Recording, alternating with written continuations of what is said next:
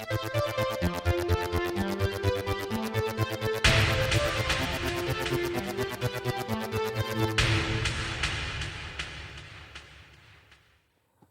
there guys, it's Martyn here, and welcome back to another episode of the Now Review. And for this instalment we're doing things a little differently, as you can see. We're not going for one of the CD spin-offs, but we are going for a spin-off nonetheless, and it's on vinyl. So here is Now That's What I Call Music with Smash Hits, the double vinyl album. Now what? Now smash hits, that's what. There's a Heart, Duran Duran, Spandau Ballet. So let's take a look at this. So Smash Hits, for anyone who doesn't know, was a very popular music magazine in the UK, mainly throughout the 80s. And as you can see around the side, it's telling you all the artists that appear on here. Some very prolific names there. Let's go. And I think that all these are in order of where they appear. Lots of 80s artists there. Oop, no, that's right way around. That's a bit odd. There you go. And then around that side as well, a lot of very recognisable big names, including Michael Jackson, the Pet Shop Boys, to name a few. So you've got like a denim jacket with all the badges on it. This is still a popular trend now. Swingerilliant hits of the 80s. Was Swingerilliant ever really a phrase people used, really? So more badges there. 32, Swingorilliant. That is the worst slogan of anything ever I think I've ever heard in my entire life.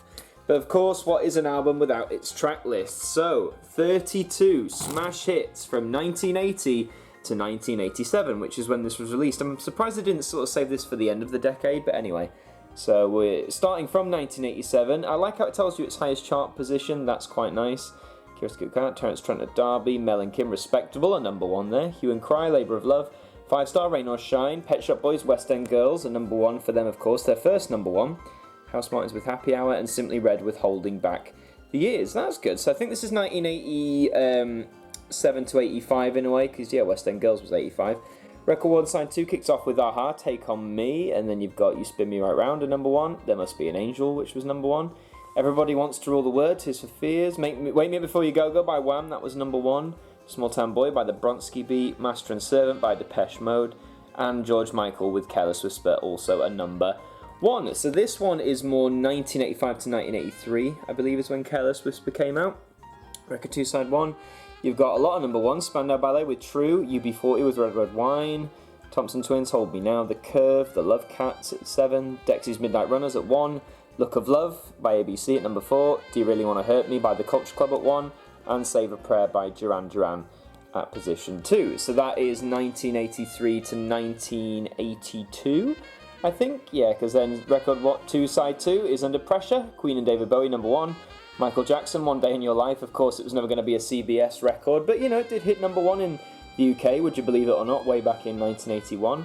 Haircut 100, Favourite Shirts, The Specials with Ghost Town number 1, The Jam with Going Underground number 1, Madness with Baggy Trousers, Adam and the Ants with That Music, and Blondie with Atomic, also at number 1. So just looking at the 32 tracks, 13 of them are number 1, so just shy of half, so that's quite impressive. You've got all the, credits, thank you to all these companies that pitched in, that's very nice of them. This LP was conceived, written and designed by the Smash Hits staff. Was it really? Smash Hits is published every fortnight by EMAP Metro and costs 48p, a snip.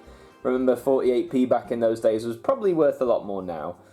And all the usual stuff there. But of course, if you're familiar with the Now albums on vinyl, they are gatefolded, which means they have stuff on the inside, basically. Look at all this, all these pictures about the artist. So, and it gives you the year, that's very handy. So in 87, so you've got information about the tracks and how well they did. There's Terence looking very 80s there. This is always really handy. I like things like this that just give you information about the artists themselves. There's Labour of Love, Hue and Cry. Skim back up there, where are they? 5-star there. So this is a really, I'll just pan and talk. So this one's a really strange release, really, if you think about it, because it's not commemorating the whole 80s in general, it's just something the Smash Hits team did, collaborating with Now Music. It's a very nice compilation. There's a lot of great hits that were from the 1980s to that point. A lot of really great songs, as you can see. But why did this need to be made, is the question. I'm glad it was made, as I said, very good album, but it's just a very bizarre release. The fact it's just tied with Smash Hits. I'm not sure how well this did back in the day. I mean, this was 1987, so Now in itself was between Now 9 and Now 10, so still in the very early days of Now, and I believe this was released on cassette as well. In fact, what am I saying? I own it on cassette.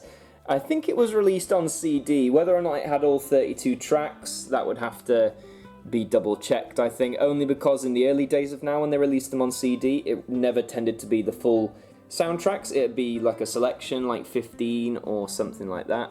Scanning the rest. And I don't think there'll be much to show on it in particular, but hey, why not? I'll get out one of the discs and show you guys what it looks like. So there it is. There's the disc, standard black vinyl with the Smash Hits logo there. It says the production code is Now, well, I'm guessing that's Now Smash Hits 1.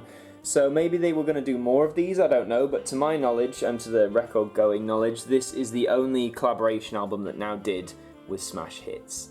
So that, in short, was the Now Smash Hits album. I mean, in terms of the 80s, it is missing some pretty big hitters, like Madonna's not on here, for example, Prince isn't on here, but again, the premise of Now, and I guess in this case Smash Hits, is they had to work with all the different record companies of the day and agree to license the songs on here. So a lot of companies did, but not all of them, of course. But where can you get this release nowadays, over 30 years on? Well, I got mine at about 2015. I got mine off eBay for just under £10. eBay is going to be your go-to place for this sort of record, or on the Discogs website, for example, or you might just get lucky at either a charity shop or a car boot sale. But like with all vinyl, if you do catch this in the wild, make sure the discs are relatively clean, that they're scratch-free, deep scratch-free. If it's a bit dusty, that's fine, you can dust that off.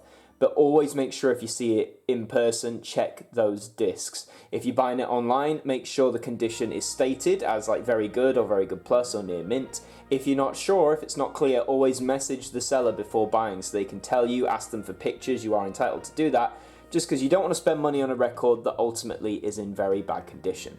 So who's this album for? I mean, really, this is for the die-hard Now collectors. It's a very odd record released in general, but if you like 80s music, then hey, it's swing-o-rilliant.